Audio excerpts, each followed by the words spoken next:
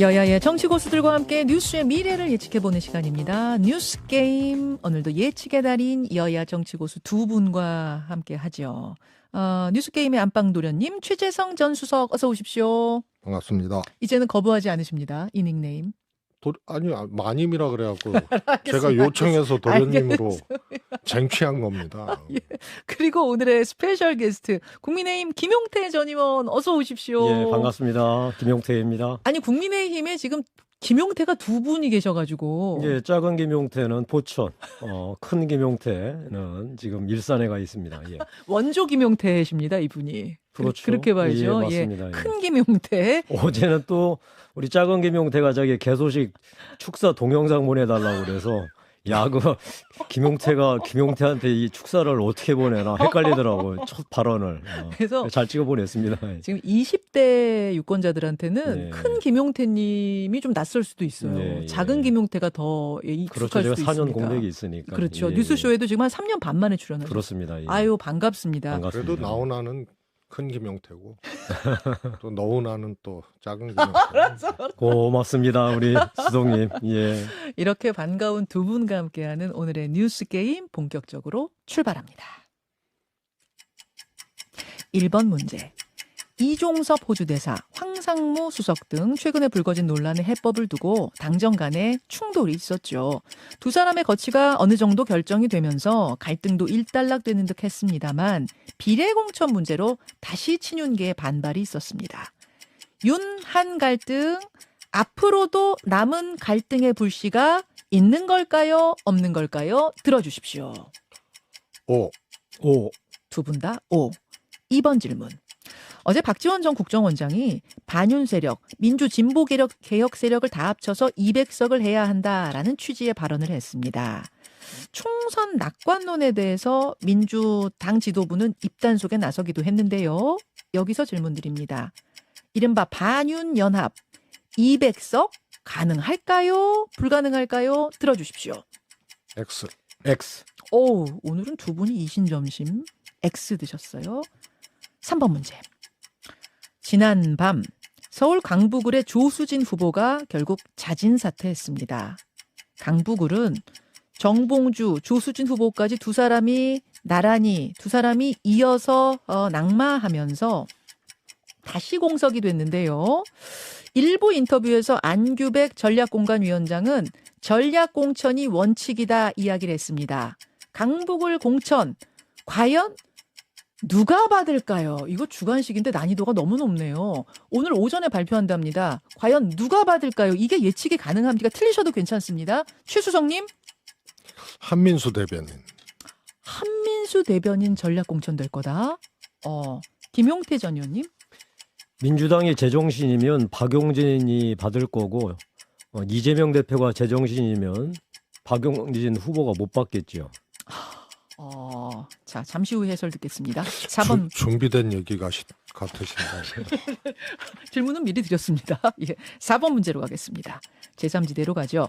최근에 개혁신당 비례 2번을 받은 천하람 전 위원장, 비례 2번으로 가게 된 이유를 설명하면서 천하람이 국회에서 정치하는 모습을 보고 싶지 않습니까? 라는 전략이다라고 했습니다.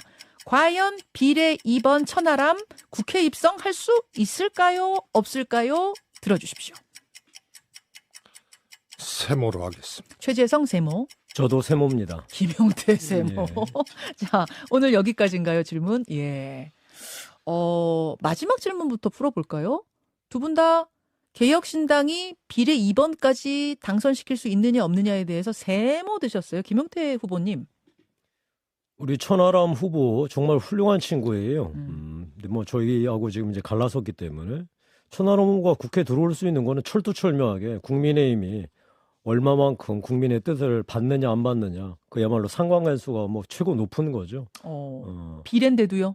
그렇죠. 어차피 이 국민들께서 정권 심판론으로 힘을 모으신다면 개혁신당도 나름 득표를 할 겁니다. 따라서 천하람 후보 비례대표 2번으로 됐으니까 들어올 수 있을 거고. 근데 그게 아니라 정말로 이재명 대표의 이런 방탄을 위한 이 사천 중에 사천 나아가서 이 국회 하반기를 그 윤석열 정부 일 못하게 하는데 이렇게 해도 올인할 텐데 이걸 막아야 되는데 어떻게든 따라서 국민의힘이 힘을 모아주신다면 아마도 안타깝지만 천하람 후보가 국회에 들어오기는 어려울 것 아, 같습니다. 국민의힘이 올라가면 개혁신당이 내려가게 되는 거다. 그렇습니다. 이렇게 예, 보세요. 최수성님. 저는 뭐 세모를 네. 했습니다만 저는 입성 가능성에 조금 더 무게를 두고 싶습니다. 아, 2번까지 되는 가능성에 예. 당선권.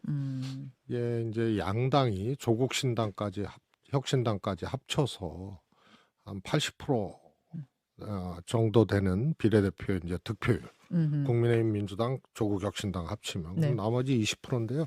지금 이제 조사상에는 아직 결정하지 못했다 이것도 있고요. 있어요. 근데 개혁신당 지지자들이 나름 지지층의 형태가 조금 뚜렷한 경우거든요. 예.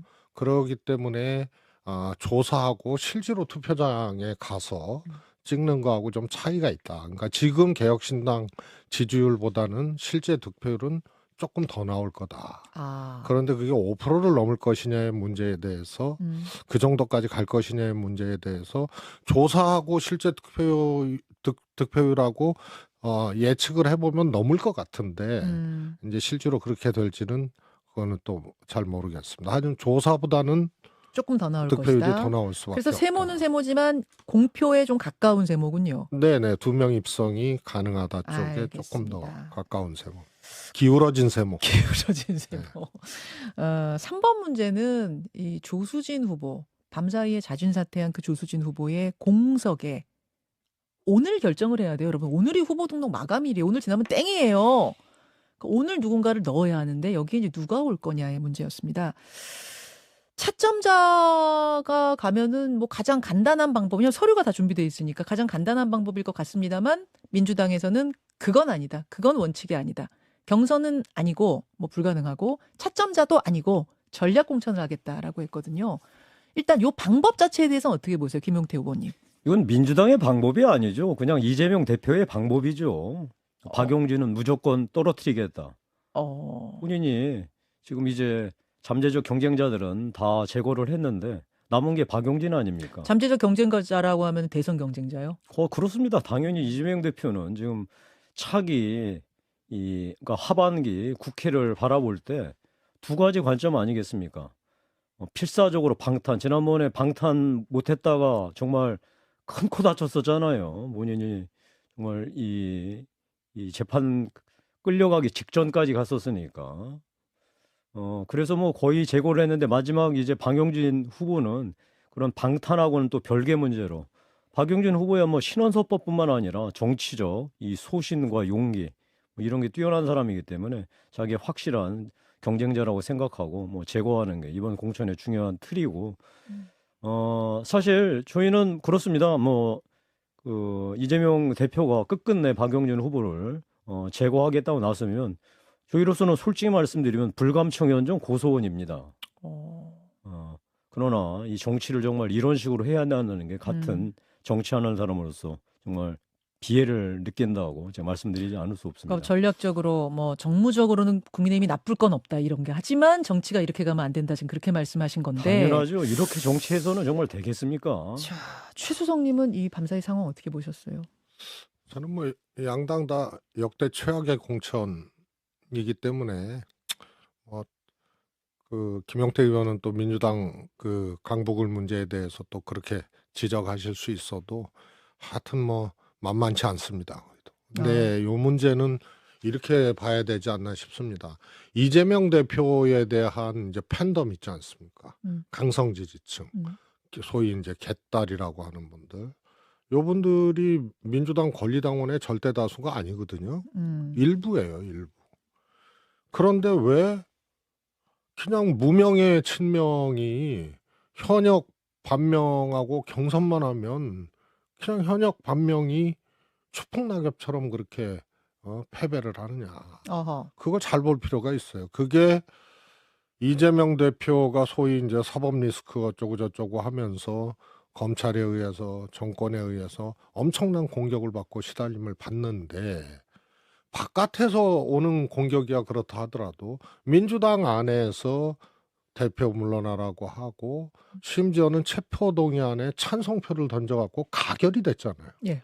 이 장면은 강성 당원이든 일반 당원이든 이건 안 된다라고 그때 강하게 마음먹었기 때문에 결론적으로 강성 지지층과 일반 권리당원이 동조화 현상이 일어나서 된 거예요. 아하. 그래서 반명에 대한 일종의 낙선이 있잖아요. 반명에 대한 이제 이 정치적인 거부 예. 이런 것이 경선 결과로 그대로 나타난 거는 그런 과정입니다. 그걸 국민의힘은 방탄이라고 표현을 한 거고 민주당은 당원들은 야 이러면 안 돼. 대표를 체포동의안 찬성 가결을 해서 가결을 시켜? 그리고 이 상황에서 총선 당대표를 물러나라고 해. 요거에 대한 강한 응집이 된 거예요. 그렇게 좀 근데 한 예, 말씀- 그래서 예. 아니면은 아시잖아요. 아무리 당대표가 권한이 있고 뭐해도 경선에서 이렇게 막 이 추풍낙엽처럼 자빠지는 경우는 그거는 해석이 안 되잖아요. 대표의 뜻만으로 되는 게 아니다 그런 말씀이신 아니 거예요. 그때 이미 예. 저는 당원들은 절대 다수의 당원들이 일종의 심정적으로 합의를 한 거예요. 근데 이거는 분명히 해야죠. 제가 100번 양보해서 다른 지역의 친명 후보들이 약진했다는 거 제가 뭐 인정하겠습니다. 예. 박용진 후보는 정말 최소한의 다른 지역에 적용됐던 룰을 하면 박용진 후보가 떨어질 수가 없는 사람이에요. 제가 박용진 후보하고 같이 의원 생활할 때 박용진 의원만큼 자기 지역에 대해서 헌신적으로 했던 사람 제가 본 적이 없고 나아가서 중앙 정치에서도 얼마나 많은 그 민주당 입장에서는 정말 그 득점을 시켜줬습니까? 이게 이재명 대표 방식이라는 게 복잡하지 않아요. 박용진 같은 사람을 세상 천지에 하위 10% 넣는 게 말이 되는 소리입니까? 의정활동 점수를 그렇게 하니까 누가 와서 이길 수 있겠어요? 아니, 그거 저 너무 분명히 해야 동의합니다. 됩니다. 알겠습니다. 그래서 이 경우에는 민주당의 경우에는 당원들에 의해서 작성된 일종의 살생부 효과라고 봐야죠. 그런데 그 자리에 그래서 누가 올 거냐, 조수진 후보 공석에 누가 올 거냐를 맞추는 게 오늘 주관식이었는데 한민수 대변인을 추천할 것 같다, 전략 공천할 것 같다 딱 찍으셨어요, 최수성님? 저 뭐 99.99%. 99.99%면 100%잖아요. 손도 100%. 어디서 들으셨어요? 아니요, 그게 우선 한민수 대변인이 이런저런 지역의 전략 공천 내지는 예. 경선 참여 대상으로 계속 거론돼 왔는데 안 됐잖아요. 예. 그러면은 보통 안 되면 뭐 조수진 후보 사퇴 이전에 한민수 전략 공천 얘기가 강북을에 계속 나왔었거든요. 있었어요. 원래 경선 근데 안 치르면 안 그렇게 됐잖아요. 된다. 예. 그럼 사람들이 망연자실해가지고 예. 끝났다 해서 이 쉽게 말해서 머리 싸매고 들어눕기 십상인데 한민수 대변인은 브리핑하고 방송 나와서 계속 했단 말이에요. 그러니까 지금은 경선할 시간이 안 되잖아요. 오늘 등록 마감이니까. 안 되죠. 그래서 일종의 준비됐다 그래야 되나요? 그리고 본인 공천 못 받고도 또 경선 배제되고도 뛰었고. 그러니까 시간도 촉박한 것도 있지만 한민수 말고는 제가 보기엔 대안이 없어요. 그러니까 서류 준비 같은 게 돼 있어야 되는데 한민수 대변인은 지금 돼 있다는 얘기예요? 뭐 돼 있는지는 몰라도 최소한 그런 준비를 하지 않았겠습니까? 이름이 계속 거론이 됐으니까. 김용태 의원은 어떻게 보세요? 한민수 대변인 지금 99.99%라 그러셨어요? 한민수 대변인이 서류 준비가 되어 있다는 이유만으로 불가피하게 공천한다. 박용진 후보가 바보입니까? 준비 더 되어 있겠죠, 당연히. 이거는 준비 여부로 따진다면 예측 게임이라니까요. 그래서 뉴스 게임이에요. 그러니까 옳고 그름을 떠나서 네. 예측을 하셔라 이거죠. 김용태 의원 아까 제가 말씀드린 예. 예측이 오늘 아침에 예. 민주당의 제정신을 차리면 박용진 후보를 공천할 것이고 이재명 대표가 정신을 차리면 절대로 박용진 후보 공천 안 주겠지요. 예. 홍길동으로 해주세요. 누군가는 받아야 되니까. 누군가 받을 거고 누군가 예. 등록을 할 텐데 오전 중에 결판이 난답니다, 네. 여러분. 최수석이 좀 너무 자신 있게 99.99라고 그러셔갖고 틀릴까봐 제가 조마조마하네요. 이게 등록을 못하는 경우가 있으면 안 된다. 예. 그다음에 지금 갑자기 또 사람 찾아가지고 네. 전략 공천한다. 네. 아니 경선은 불가능하잖아요. 그러니까 안규백 위원장님의 얘기는 네. 사실은 하나만한 얘기거든요. 전략공천이 원칙이다. 네. 전략공천 말고는 무슨 방법이 방법이 없어요. 방법이 없죠. 그럼 박용진을 하든 딴 사람을 하든 네, 네. 그러면은 결국은 음. 선택할 수 있는 인물군들이 이제 딱 추격이 되는 거죠. 음. 근데 제 눈에는 한민수밖에 안 보이는 거죠. 알겠습니다. 그거 두고 보도록 하고요. 그 앞에 문제가 뭐였냐면은 이른바 반윤 윤한 갈등. 유난 갈등부터 갈까요? 유난 갈등 이거 정리가 된 거냐? 남은 불씨가 있느냐? 이거였는데요. 김용태 후보님 남은 불씨가 있다. 아직 완전히 해결된 게 아니다 그러셨어요? 있죠. 죄송합니다. 예. 더 큰 게 남았죠. 더 국민들 힘들고 불안한 일을 반드시 처리해야 됩니다. 그게 바로 의사 파업 해결해야 된다는 뜻입니다. 뭐 지금 정부의 입장 모르는 바 아닙니다. 그다음에 의사를 숫자를 증원해야 된다는 국민적 지지가 높다는 것도 알고 있습니다. 근데 너무 오래 끌었습니다. 국민들 힘들고 불안하지요. 사실 집집마다 대학병원 꼭 가야 하는 사람들 없는 집이 어디 있겠습니까? 그러니까 정부의 명분, 논리 이해하면서도 의사들이 이렇게까지 반발했을 때는 이제 국민을 보고서 이 문제를 해결해야 되지 않겠습니까? 저는 따라서 우리 국민의힘이 집권 여당 아닙니까? 그리고 선거를 지금 최전선에 띄고 있고 저는 한동훈 위원장뿐만 아니라 당 지도부가 적극적으로 정부와 의사 간의 이 중재 노력 그래도 하루빨리 이 문제를 해결하는 뭔가 물꼬를 터야 되지 않겠어요? 저는 더 이상 지금 시간을 끌어서는 안 된다고 생각합니다. 저는 이종섭 뭐 대사 문제라든지 예. 이런 거 얘기하실 줄 알았는데 그게 아니라 지금 의대 증원 이슈 요게 당 후보들이 풀어야 되는 과제라고 지금 생각하고 있고 윤한 갈등의 남은 불씨라면 그게 될 거다 이렇게 보시는 거예요. 국민들이 지금 힘들고 불안해요. 저는 그래서 그러니까 제가 말씀드렸잖아요. 이 정부의 분명한 명분과 이유는 제가 충분히 이해합니다. 의사수 부족하고 이 부분에 대해서 더 이상 계속해서 특정 직역의 그 이해관계에 끌려다닐 수 없다. 이거는 정부의 체면 문제가 아니라 국민 건강에 대한 백년대계 문제이기 때문에 결코 물러서지 않겠다라는 입장 제가 충분히 해요. 그러나 지금 이 국민들께도 이렇게 파업이 길어지면은 그 대학병원 가서 수술 받아야 하는 사람들 그걸 가족으로 두고 있는 사람 얼마나 불안하겠어요. 제가 그 말씀을 이해를 했는데요. 그게 지금 김용태 후보만의 생각입니까? 아니면 당의 후보들의 전반적인 생각? 또 한동훈 위원장도 그걸로 문제 제기를 정부에 대통령실에 할 생각이 있는 겁니까? 한동훈 위원장 무슨 생각하는지는 모르겠고요. 예. 제가 육감적으로 우리 저 같이 공천받았던 국민의힘 후보들은 아마 이심점심 느끼고 있을 겁니다. 그렇군요. 예. 지금 판세가 기울어져 가고 있는 요 흐름에 그것도 영향을 줬을 것이라고 보시는 거예요. 자, 남은 불씨 최수석도 있다고 하셨어요. 어떤 걸 보십니까? 엄청 크죠. 커요? 사람의 감정이나 소위 말해서 앙금 이런 거는 그게 그때 풀리지 않고 유보됐을 때 나중에 더 크게 폭발이 되는 거거든요. 지금 이제 정치적 앙금이라 그래야 될까요? 이런 게 지금 유보되는 상태예요. 그러니까 저는 앞서 이종섭 전 장관하고 호주 대사죠. 그리고 황상무 예. 수석 문제는 그거는 유보된 감정이 아니에요. 그리고 어떻게든 뭐 대통령실이나 당이나 요 문제에 대해서 해결을 하려고 제법 의견 교환을 했을 겁니다. 그러니까 황 수석 사퇴 이거는 이제 끝난 얘기고요. 그리고 이종섭 장관 문제는 당장 이게 해결이 될 수가 없어요. 왜 그렇습니까? 호주 대사 임명 자체가 네. 잘못된 건데 와서 귀국해서 수사받겠다고 대기하는 것도 그래서 임명한 것도 기획 임명이고 귀국한 것도 기획 귀국인데 이게 앞뒤가 안 맞거든요. 근데 여기서 한동훈 위원장이 임명 취소하고 국내로 들어와라. 피의자가 무슨 대사냐 이렇게 얘기할 수는 없으니까 그렇죠. 이 문제도 일종의 이제 봉합인데 아마 좀 스텝이 꼬일 거예요. 안 좋은 장면들이 오히려 이종섭 귀국으로 연출이 되고 그리고 그렇다고 수사받는 것도 아니고 그다음에 수사 일정도 한동훈 뭐 또 위원장 대통령 다 검사했잖아요.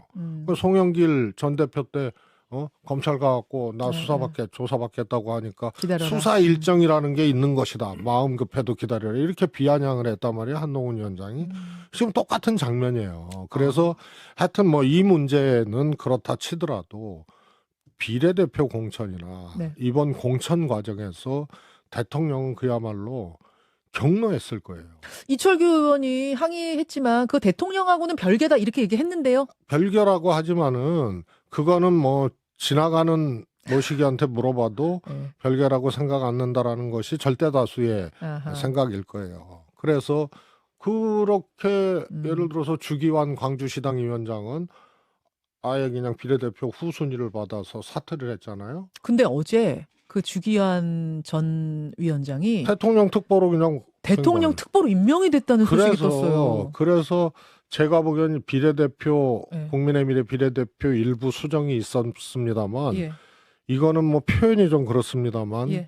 문제 제기를 하고 예. 이게 이제 대통령의 문제 제기로 사람들은 여기고 있고 음흠. 근데 한동훈 비대위원장이 엿먹어라 하고 더 비틀어버린 비례대표 수정이 아니거든요. 수정을 하긴 했는데 더 대통령실은 더 기분 비틀어봤죠. 나빠요. 그러면 그래서 문제 제기했던 것이 이 하나도 수정이 안 되고 한 2명 정도 됐는데 그건 눈 가리고 아웅이었거든요.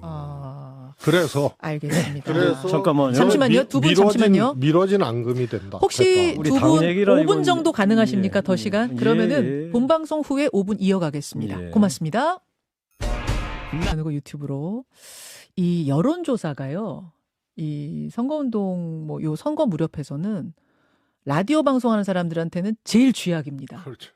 아니, 그러니까 우리 인터뷰를 하시는 중에 이 인터뷰를 하러 나오신 인터뷰이들은 굉장히 편하게 수치들을 말씀하시는데 저희는 그걸 다 찾아가지고 다 읽어야 돼요. 예. 어디서 며칠까지 누구 의뢰로 뭐 무슨 방식으로 이게 하나라도 안 하면은 이게 걸립니다. 그래서 지금도 아까 이광재 후보가 분당 지역에 그 지역에 진보가 몇이고 보수가 몇이고 중도가 몇이다 이 수치를 말씀하셨는데 지표를 말씀 안 하셔서 저희가 어렵게 찾았어요. 그랬더니 엠플레인 뭐라고 다시 한 번만 그거 좀 다시 한 번만. 예. YTN이 엠브레인 퍼블릭에 의뢰해서 3월 9일부터 10일 507명 이 숫자는 말 안 해도 돼요.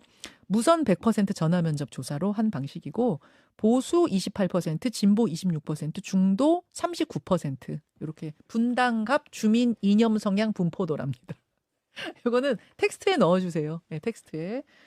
자, 두 분과 뉴스 게임을 진행하다가 두 분이 양해를 해주셔서 댓글쇼로 살짝 넘어왔어요. 살짝 넘어왔습니다. 윤한 갈등이 이제 불씨가 남아있느냐 아니냐의 문제인데 두 분 다 남아있다. 김용태 전 의원께서는 의대 증원 이슈 요것도 분명히 빨리 대화에 물고 터지지 않으면 당하고 한 번 더 부딪힐 거다 이러셨고 최수정님은 뭐 그 정도가 아니라 훨씬 더 좀 심각하게 보시는 느낌이었어요. 비례 문제 이걸로 살짝 격돌이 아니라 큰 격돌이 벌어졌다고 보세요? 그렇습니다. 그래서 어떤 이제 현안이나 사안이 발생했을 때 갈등이 있는 거하고 네. 이건 구체적으로 이제 공천 문제 아니에요. 예. 근데 대통령이 여기에 초연한 분이 아니거든요. 그래갖고 국민의힘 그동안 뭐 당대표도 다 아시는 거 아니에요?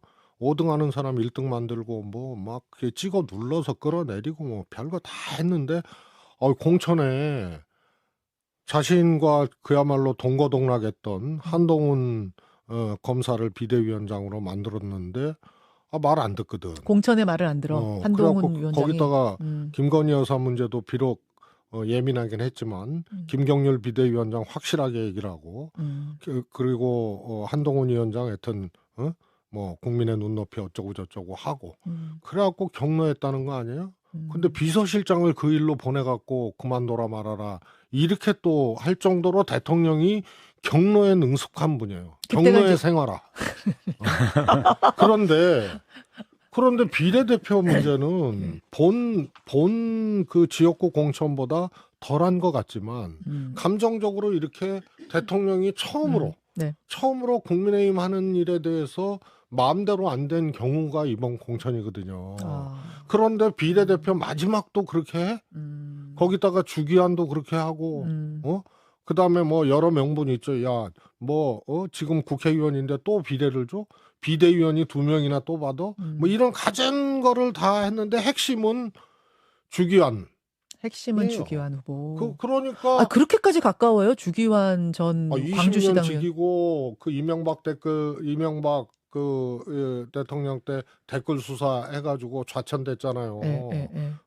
그 윤석열 검사가 예. 그게 대구고검에 가 있을 때도 예. 그때 주기환 씨가 수사관으로 같이 동고동락. 계속 하여튼 같이 뭐 다녀요. 그런 어려운 거고요. 과정을 다 같이. 대통령이 직접 언급한 사람 아니에요. 아하. 그동안 칭송을 했고. 그러면 뭐 하여튼. 수석님, 어쨌든 이분이 이제 사퇴를 하고 다시 조정할 때도 들어오지 않았잖아요. 예. 그러자 대통령이 어제 보란 듯이 이 특보로 주기환 후보를 대통령실 특보, 무슨 특보라더라? 특보 이름이 뭐더라? 뭐 민생특보.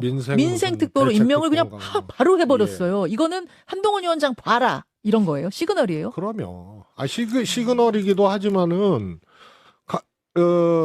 이 소위 말해서 대통령이 밀리고 예. 할 수 있는 일종의 현재적 조치.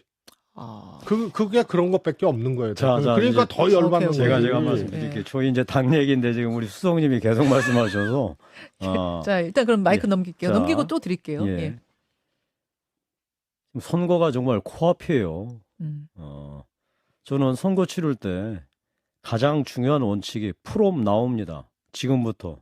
어제까지 악재가 아무리 쌓여 있어도 오늘부터 다시 그 위기를 돌파해서 기회를 만들어내는 게 선거예요. From now. 그렇습니다. From now.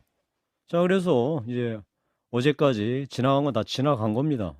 우리 뭐 대통령하고 한동훈 위원장하고 뭐 갈등이니 뭐니. 우리 공천자들, 우리 후보로 뛰고 있는 사람들은 자, 오늘부터 나는 열심히 뛸 테니 당이 무언가를 만들어 달라. 최소한 보태주지는 못할 망정 표를 까먹으면 어떡하느냐. 그 얘기예요, 제 얘기가. 자, 그래서 지금 이제 우리가 유일하게 할 수 있는 건 국민들 걱정 덜어드리는 일 아니겠어요. 그러니까 많은 또 분들이 걱정들을 하세요. 국민들께서 하여튼 의사 늘리는 데는 대부분 찬성하고 계시지 않느냐. 저도 그거 잘 알고 있습니다.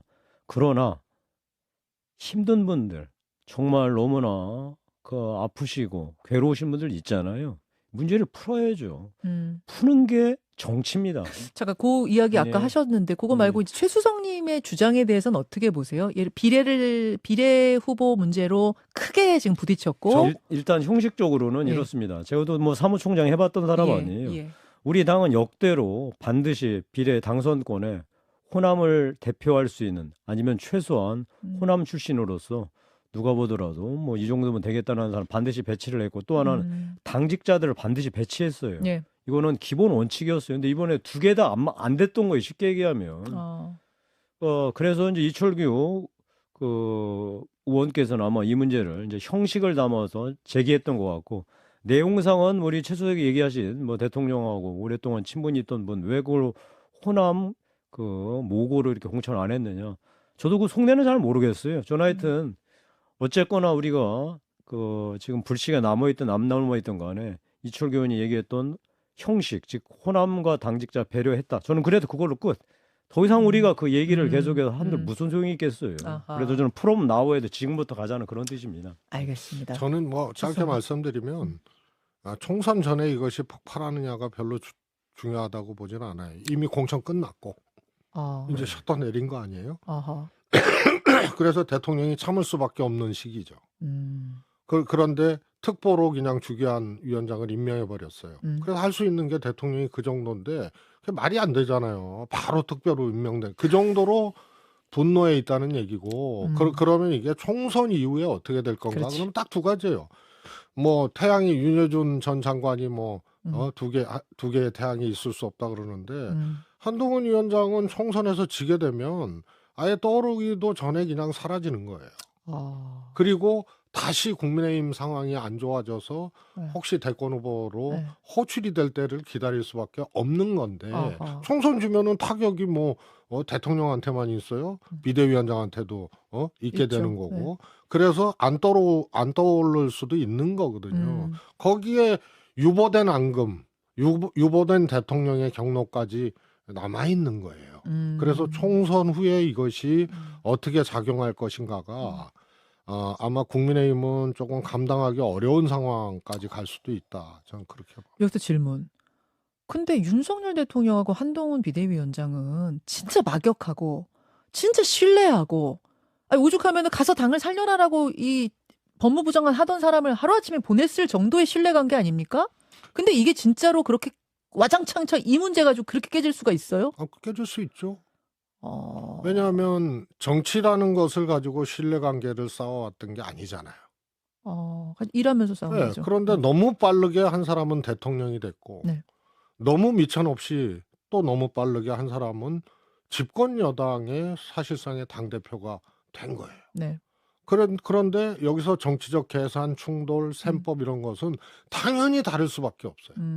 그래서 우호적인 관계, 그러니까 민주당 출신의 문재인 대통령과 민주당의 당대표와 예를 들어서 이해찬 대표도 네. 있었고 이낙연 대표도 있었고 우호적이고 정치적으로 신뢰하는 관계인데도 늘 갈등이 일어나고 이견이 발생을 하거든요. 그래서 미천이 둘 다 짧은 상태에서 정치적으로 너무 큰 거를 지금 갖고 있는 거예요. 근데 공교롭게도 총선 시기야. 그러니까 공천에서 충돌하고 이슈에서 충돌하고 현안에서 충돌하게 되는 것이죠. 알겠습니다. 그 한동훈 위원장 이렇게 질문 드릴게요. 한동훈 위원장은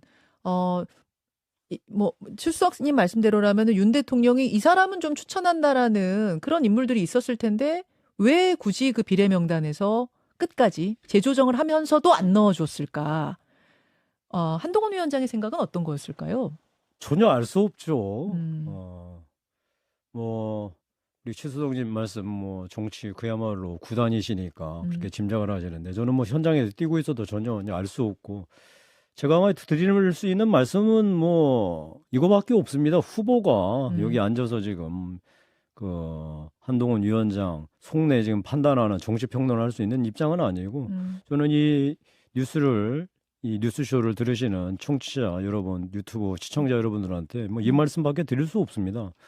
일단 우리 국민의힘은 어차피 이제 공천이 끝났고 이 국민들께서 전국적으로 불고 있는 정권 심판론 얘기를 하지만 어쨌거나 지금 2년 동안에 국민의힘 윤석열 정부가 일을 제대로 못했던 건 사실 아니에요. 그런데 그 원인이 우리의 능력 부족이 있다면 있겠지만 야당이 협조하는 게 뭐가 있습니까?